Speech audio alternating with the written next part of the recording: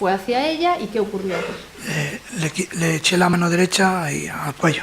Al cuello. Y cuando le eché la mano derecha al cuello, ella se fue hacia atrás. Y mi reacción fue echarle la mano izquierda por detrás de la cabeza y sin darme cuenta de la presión que hacía. Cuando me di cuenta, cuando reaccioné, ya vi que estaba... ¿Que estaba qué? Que estaba parada, que no se movía.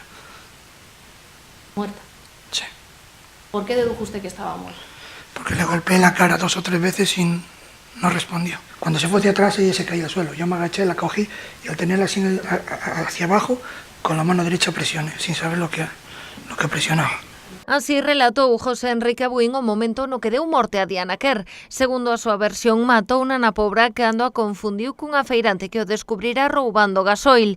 Nega que lle falara antes e mesmo que lle quitara o teléfono móvil. Mire, ¿no se le ocurrió en ese momento, cuando usted dice que le echó la mano y vio que estaba muerta, a avisar a la policía en ese momento? No, me asusté y reaccioné así. Sé que lo hice mal, pero reaccioné así. Mi intención era matarla. Segundo o Chicle, colleu o corpo de Diana en brazos e meteuno no asento traseiro do coche. Asegura que a idea era desfacerse do cadáver na ponte de Taragoña onde tirou o teléfono, pero a presenza de xente no peirao fixo que levara a moza ata a nave de Asados, en Rianxo. Ali agochouna no pozo onde estivo case 500 días ata que foi atopada. En mi coche iba mi mujer, iba más gente en el coche.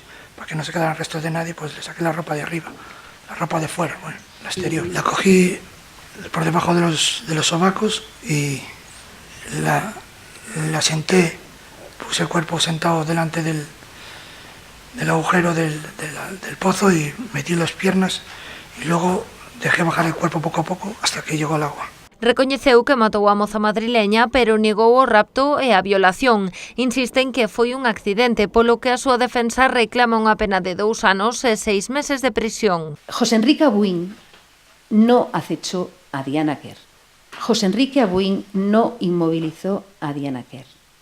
José Enrique Abuín no metió viva en su vehículo a Diana Quer.